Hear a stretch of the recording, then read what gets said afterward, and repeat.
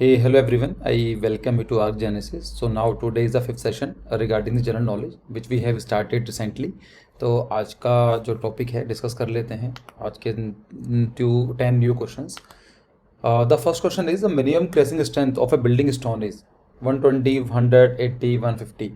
देखो crashing strength I think lecture 2 में मैंने डिस्कस किया था. क्रैशिंग स्ट्रेंथ कुछ नहीं होती है. अगर मान लीजिए कोई सैंपल है हमारे पास, वो कितना लोड ले सकता है उसको बोलते हैं क्रशिंग स्ट्रेंथ. क्योंकि मान लीजिए इसके ऊपर ये हमारा सैंपल है, दिस इज सैंपल, और इसके ऊपर हम लोग बोर्ड जो है यहाँ से एक लोड अप्लाई करते हैं. एक लिमिट तक लोड लेगा, ये कोई भी चीज़ होती है. एक लिमिट के बाद ऐसा जाएगा जब ये ब्रेक कर जाएगा, टूट जाएगा, उसे बोला जाएंगे क्रशिंग स्ट्रेंथ. तो ये कितनी होती है क्रशिंग स्ट्रेंथ जो होती है बिल्डिंग स्टोन की, इट इज़ 100 MPa. और गुड ब्रिक की मैंने आपको लास्ट लेक्चर में बताया था कितनी होती है. आई थिंक वो सेट 2 में ही होगा, तो आप जाकर देख लेना, मैंने डिस्कस किया है पूरा का पूरा. प्रैक्टिकल यूज़ में क्या होता है, क्यों यूज़ की जाती है, क्यों निकाला जाता है क्रशिंग स्ट्रेंथ. बाई चांस मान लीजिए कोई बिल्डिंग बनानी है और वहाँ पर हमने ऐसा मटेरियल यूज़ कर दिया है which is not good for carrying the load, तो कोलैप्स कर सकता है. तो इसलिए ये बोला जाता है कि मिनिमम क्रशिंग स्ट्रेंथ पता होना जरूरी है कोई भी चीज़ हम यूज़ कर रहे हैं. तो प्रैक्टिकल में कैसे यूज़ किया जाता है लाइफ में, अगर हम लोग रियल लाइफ में देखें तो 5 सैंपल लिए जाते हैं. जैसे मान लीजिए जिसका हमें सैंपल चेक करना है, जिसका हमें क्रशिंग स्ट्रेंथ निकालनी है, उसका हम सैंपल लेते हैं 5. तो ये दिस इज़ ए. सेम चीज़ का मान लीजिए ब्रिक का निकालना है तो ब्रिक के 5 ले लेंगे, या फिर स्टोन का निकालना है तो 5 स्टोन के सैंपल ले लेंगे, उनको पानी में डालकर रखेंगे, ऊपर से हम लोड अप्लाई करना स्टार्ट करते हैं. तो जैसे अगर यहाँ पर है ये स्पेसिमेन से 5 लिए हम लोगों ने, ये साइज़ इतना होता है, लाइन बस कर निकालना स्टार्ट कर देते हैं. तो जो कंप्रेसिव स्ट्रेंथ कितनी आई है, 100 आई है, किसी की 123 आई है, किसी की 96, 107, 113. इन सबको जोड़ देंगे और उसको 5 से डिवाइड कर देंगे, मतलब एवरेज निकाल देंगे. तो ये सेम चीज़ है. देखो यहाँ पर जो स्टोन रखा हुआ है उसकी क्रशिंग स्ट्रेंथ चेक की जा रही है, तो यहाँ पर ऊपर से प्रेशर डाला जा रहा है हाइड्रोलिक प्रेशर से. ठीक है, ये यहाँ पर चीज़ आ जाती है. Chief architect of Victoria Memorial in Kolkata, बहुत सिंपल है, ये तो आई थिंक आपको पता ही होगा. William Emerson was the architect of this Victoria Memorial. काफ़ी इम्पोर्टेंट बिल्डिंग है. ईस्ट इंडिया कंपनी जब आई थी उसके बाद ईस्ट इंडिया कंपनी ने अराउंड 200 ईयर्स के आसपास, 150 to 100 ईयर्स इन्होंने रूल किया हमारे ऊपर. उसके बाद क्या होता है, रिवोल्ट ऑफ 1857 पर क्या होता है, एक विद्रोह हो जाता है ईस्ट इंडिया कंपनी के अगेंस्ट, जहाँ पर मंगल पांडे स्टार्ट करते हैं, लेकिन थोड़ा शांत हो जाता है. उसके बाद मेरठ में ये चीज़ फिर से स्टार्ट होती है. आई थिंक 10 मई ऑफ 1857 को होती है, और 11 मई 1857 को वो लोग बहादुर शाह जफ़र जो लास्ट मुग़ल रूलर होते थे, उनको बोल दिया गया कि आप हमारे राजा हो और इसको लीड करो. उसी के बाद देखते हैं तो डिफरेंट जो किंगडम्स होते हैं, जैसे झांसी की रानी होती हैं, नाना साहब होते हैं, या फिर जो मतलब अलग अलग डिफरेंट जगह पर रिवोल्ट स्टार्ट हो जाता है. तो वहाँ पर जाकर ईस्ट इंडिया कंपनी का जो रिवोल्ट के बाद क्या होता है, ईस्ट इंडिया कंपनी का रूल ख़त्म कर दिया जाता है और डायरेक्टली ब्रिटिश क्राउन के अंदर गवर्नमेंट आ जाती है. जो ब्रिटिश क्राउन है वो डायरेक्टली रूल करना स्टार्ट कर देता है इंडिया को. ठीक है, ये इंफॉर्मेशन इसलिए बता रहा हूँ क्योंकि जो ये बिल्डिंग बनाई गई थी इसी रिवोल्ट के एक 25 ईयर्स के बाद बनाई गई थी. ठीक है, उसकी मेमोरी में याद करने के लिए कि ब्रिटिश क्राउन स्थापित हो चुका है. Now the British rule has been started. It is directly India directly came under British crown, British rule. ठीक, सो 25 ईयर्स ऑफ 1857 ये बनाया गया था. So William Emerson was the architect of that building. Next आता है most common retarder in cement is. देखो cement के अंदर क्या होता है, आपने ड्राई देखा होगा कि नॉर्मली जो सीमेंट होता है ड्राई होता है, तो हम उसको पानी डालते हैं, उसको मिक्स करते हैं, कुछ टाइम पीरियड के बाद वो सेट होना स्टार्ट होता है. कभी कभी हमें कुछ चीज़ ऐसी होती हैं कि we need cement has to be start setting as early as possible. ठीक है, कभी कभी ऐसा होता है कि हम चाहते हैं कि नहीं थोड़ा स्लो काम करे, तो रिटार्डर क्या काम करता है, जो सेटिंग टाइम होता है उसको स्लो कर देता है. नॉर्मली 2 घंटे में स्टार्ट होता है, 2 घंटे में सेट होना स्टार्ट हो जाता है. तो जो सीमेंट का टाइम पीरियड होता है, इसका मतलब क्या है कि आपने पानी डाला है तो विदिन 2 आवर इसको जहाँ पर भी आप इसको सेट करना चाहते हैं उसको कर दें.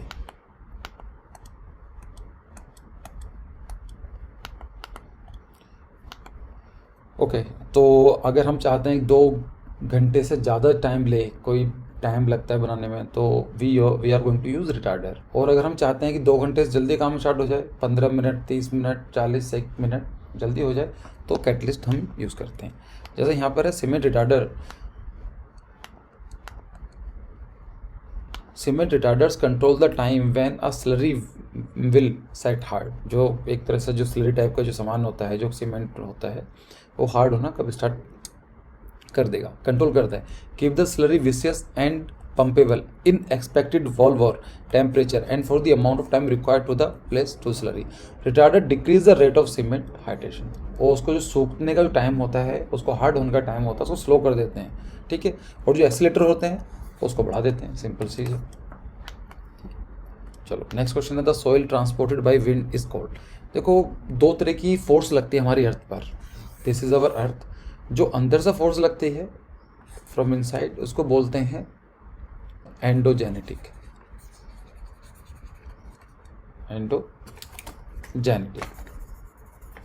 और जो ऊपर से फोर्स लगती है उसको बोलते हैं एक्सोजेनेटिक।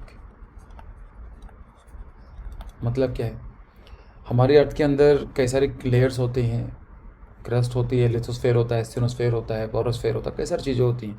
तो यहाँ से मूवमेंट चलती रहती है। जो एंडोजेनेटिक फोर्स होती हैं वो क्या करती हैं, नीचे से फोर्स डालती हैं तो लैंडफॉर्म बनाती हैं, जैसे माउंटेन बन जाते हैं, अर्थक्वेक होता है, कॉन्टिनेंट्स बनते हैं। इपेरोजेनेटिक फोर्स होती है, ओरोजेनेटिक फोर्सेज होती हैं। जो एंडोजेनेटिक होती हैं ये कंस्ट्रक्टिव फोर्स मानी जाती है। क्यों? इससे लैंडफॉर्म बनते हैं, मतलब अंदर से वोल्केनो निकला और मैग्मा बन गया, वोल्केनो कौन बना, एक वोल्केनिक आइलैंड बन के आ गया। एक्सोजेनेटिक फोर्स क्या होती हैं, जो लैंडफॉर्म बना है उसको ख़त्म करने का काम करती हैं। वो क्या करेंगे, इसको जैसे सनलाइट हो गई, एयर हो गया, वाटर हो गई, पानी आता है, देखा होगा आपने, जो हिली रीजन से आता है तो बीच में स्टोन्स लेकर आता है, सेडिमेंट।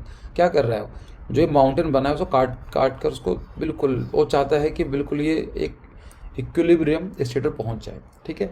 एंडोजेनेटिक जो फोर्स होती है और एक्सोजेनेटिक फोर्स में डिफरेंस समझ में आया। बाकी किसी दिन हम उसको डिटेल में डिस्कस कर लेंगे, अगर हम उसे बोलेंगे डिस्कस करने का मन है तो। खैर, तो जो क्वेश्चन ये है, the soil transported by wind is called. जो सॉइल ट्रांसपोर्ट की जाती है उसे क्या बोला जाता है, विंड के द्वारा। अब जैसे मान लीजिए ये माउंटेन था, यहाँ पर इसको क्या होगा, वेदरिंग होना स्टार्ट हो जाएगी, छोटे पार्टिकल्स बनना स्टार्ट हो जाएंगे। अब क्या विंड के थ्रू यहाँ से जाएगा इधर की तरफ, इसको यहाँ से लेकर जाएगा, ट्रांसपोर्ट करेगा, कहीं ना कहीं सेडिमेंट कर देगा। उसे क्या बोलते हैं? The right option is Aeolian, ठीक है। एओलियन और Aeolian refer to the things related to the Aeolis, that is the Greek god of the wind. तो जो भगवान थे ग्रीक के, उनको नाम था Aeolis. Patriarch of the Greek of the एओलिया।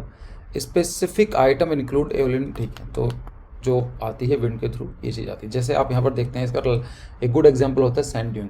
Sand dunes में क्या होता है, जो सैंड होता है मूव करते रहते हैं। सैंड ड्यून्स कभी स्टेबल नहीं होते हैं, दे आर मूविंग, ठीक है। ये लैंडफॉर्म्स होते हैं, आज यहाँ पर है, कुछ दिन बाद आएंगे तो चेंज कर जाते हैं, ठीक है। ऐसे ही जो मूवमेंट करते हैं, जो एजेंट्स होते हैं, उनको बोलते हैं एजेंट ऑफ डायनोडेशन। जैसे एक माउंटेन है, एक लैंडफॉर्म डेवलप हुआ है, तो कैसे टूट सकता है, कैसे ब्रेक हो सकता है, ये बाई एयर भी हो सकता है, बाई वाटर भी हो सकता है, ठीक है, बाई ग्लेशियर्स भी हो सकता है, ह्यूमन के थ्रू भी हो सकता है, हम लोग जाते हैं उसको वहाँ से उठा कर ले आए, या कुछ वो भी हो सकता है। ये सब चीज़ें होती हैं, इसको बोलते हैं एजेंट ऑफ डायनोडेशन, ठीक है, डेन्यूडेशन। तो क्वेश्चन नंबर 5 है, which of the following brick bond is use to carry heavy load. Simple question अगर मैं इसको बनाऊं तो उसके हिसाब से ये है कि ऐसा कौन सा बॉन्ड है जो सबसे ज़्यादा पावरफुल होता है, या फिर इसमें जो स्ट्रेंथ होती है वो ज़्यादा होती है। तो आप याद रखना, जो इंग्लिश होगा it is the most powerful one, और जो फ्लेमिश होता है ये सबसे कमज़ोर होता है, वीकेस्ट, ठीक है, याद रखना। फिर जो नेक्स्ट क्वेश्चन, अच्छा इसको देख लेते हैं। तो इंग्लिश बॉन्ड कैसा काम करता है, ये है इस तरह से इसकी इंग्लिश बॉन्ड है कि स्ट्रेचर और कैसे रखे जाते हैं, वो सब किसी दिन डिस्कस करेंगे बाद में कभी। नेक्स्ट क्वेश्चन है, which type of the flooring is used in play area और commercial spaces where comfortable walking and standing is required, और मार्बल, ग्लास, ब्रिक।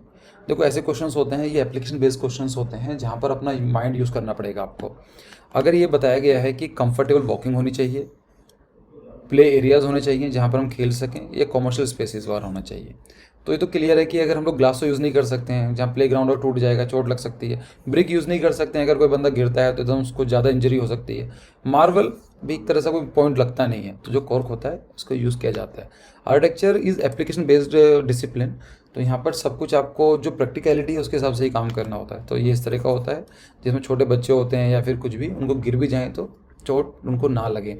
हाँ, लेकिन उसका नुकसान भी होता है कि ये पानी डलते ही ख़राब हो सकता है, ज़्यादा केयरिंग करनी पड़ती है इसकी, ज़्यादा रफ़ नहीं होता है, तो अगर आप सामान ज़्यादा कैरी कर रहे हैं तो थोड़ी प्रॉब्लम आती है। Concept of city beautiful movement was given by, जो सिटी ब्यूटीफुल कॉन्सेप्ट है वो किसने दिया था? Patrick Geddes, Daniel Burnham, Ebenezer Howard, Le Corbusier. First of all city beautiful जो है उसको चंडीगढ़ को बोला जाता है, ठीक है। लेकिन यहाँ जो बात हो रही है सिटी ब्यूटीफुल के बारे में बात नहीं हो रही है, ये बात हो रही है सिटी ब्यूटीफुल मूवमेंट के बारे में। तो सिटी ब्यूटीफुल का जो मूवमेंट है वो नॉर्मली इसमें ये था कि जो एक सिटीज़ हैं हमारी ऐसी बनानी चाहिए जहाँ पर अर्बन जो एरियाज़ ऐसे होने चाहिए जहाँ पर लैंडस्केप भी हो, वहाँ पर उसकी सिविलाइजेशन भी हो, इंडिविजुअलिज्म के बारे में बात कर सकें, या वहाँ पर जो उसके लिए जो ओवरऑल डेवलपमेंट होता है ना, जितने प्लानर्स होते हैं सबका काम एक ही रहा है कि जो अर्बन एरियाज़ हैं वहाँ की जो प्रॉब्लम्स उनको टारगेट किया जाए और एक इस तरीके से डिज़ाइन किया जाए कि जो प्रॉब्लम होती है उनको मिटिगेट करें या उसको कम से कम रिडक्शन पर लेकर आएँ। So Daniel Burnham was the person. फिर आता है it is a good in a good staircase maximum pitch should be. देखो पिच का मतलब क्या होता है, मान लीजिए स्टेयरकेस इस तरह से जाती है ना, ऊपर से इस तरह से मान के चलते हैं, जो ये एंगल बनता है उसको बोलते हैं पिच बोलते हैं। तो अगर ये ज़्यादा होनी चाहिए कम होनी चाहिए, तो देखिए ज़्यादा होने का मतलब क्या होता है कि कोई चीज़ ज़्यादा होगी तो या बिल्कुल ही एकदम से सीधी खड़ी चढ़ाई हो जाएगी, स्पेस बचा देगा। तो जितने बिल्डर्स होते हैं वो चाहते हैं कि पिच ज़्यादा हो, क्यों? उनका स्पेस बच जाएगा। लेकिन उसमें क्या होता है कि थोड़ा मुश्किल पड़ता है चढ़ने में, एकदम से खड़ी चढ़ाई हो जाती है। अगर थोड़ा इसको पिच हम कम कर देंगे तो क्या होगा, तो इस तरह से होगा, आपको बहुत टाइम लग जाएगा कवर करने में। तो एक उसकी अप्रोप्रिएट एक होती है, तो दैट इज़ 36 डिग्री बोला जाता है। तो यहाँ पर जो है 36 तो आई थिंक नहीं है, तो मेरे हिसाब से 35 या 40 में से या आप कुछ भी लगा सकते हैं। जो मेरे हिसाब से मैंने देखी है जो स्टैंडर्ड होती है 36 डिग्री का मैंने पढ़ा था, ठीक है। तो यहाँ पर ये देख लीजिए, ये आ गया और ये जाता है इस तरह से, पिच बोलते हैं, ठीक है। नेक्स्ट क्वेश्चन आता है material used in statue of liberties, copper, wrought iron, aluminium, both A and B. Video को पॉज करके देख लेना, सही ऑप्शन क्या है इसका, बोथ ए एंड बी है, ठीक है। Last question, the term ecumenopolis was coined by, जो इक्विनोपोलिस है किसने कॉइन किया था? Lewis Mumford, Kevin Lynch, Ebenezer Howard, C A. Doxiadis. तो जो इक्विनोपोलिस जो है ये किसने किया था? सी.ए. डॉक्सिडस। इसका मतलब क्या होता था कि that in the future urban areas and megalopolis would eventually fuse and there would be single continuous world wide city as a progression. इनका मानना यह था कि एक टाइम ऐसा आएगा, एक सिटी ऐसा जब एक सिटी की प्रोग्रेस होती है, जैसे हमारी एज होती है ना, हम पहले बच्चे होते हैं, मैच्योर होते हैं, फिर बूढ़े होते हैं, फिर खत्म हो जाते हैं। सेम चीज़ सिटी के भी उनके हिसाब से इस तरह से होता है। एक नॉर्मल पहले अर्बन एरिया होने से पहले रूरल एरिया रहेगा, फिर टाउनशिप थोड़ा सा छोटा सा हो जाएगा टाउन टाइप का, फिर अर्बन एरिया बनेगा। अर्बन एरिया के जब सिटी बनना स्टार्ट होता है उसके फेजेस होते हैं, पहला सिटी ग्रो करेगा, ग्रो करने के बाद मैच्योरिटी पहुंचेगा, उसके बाद क्या डिक्लाइन कर जाएगा। This is the end of the video. अगर हमारे क्रैश कोर्स ज्वाइन करना चाहते हैं तो क्रैश कोर्स ज्वाइन कर सकते हैं। बाकी इसकी जो कोर्सेज हैं, प्रिंटिंग मटेरियल है, जो भी इंफॉर्मेशन आपको चाहिए, आप 15,000 रुपये कॉम्प्रेशन प्लान है, ऑलरेडी 5 क्लासेज हो चुकी हैं। और आप मुझसे जुड़ना चाहते हैं, अगर कोर्स खरीदना चाहते हैं तो 9250809050 पर कोऑर्डिनेट कर सकते हैं। यहाँ पर है, ये नंबर यहाँ पर लिखा हुआ है। Thank you. See you again in the next video. Thank you for joining me.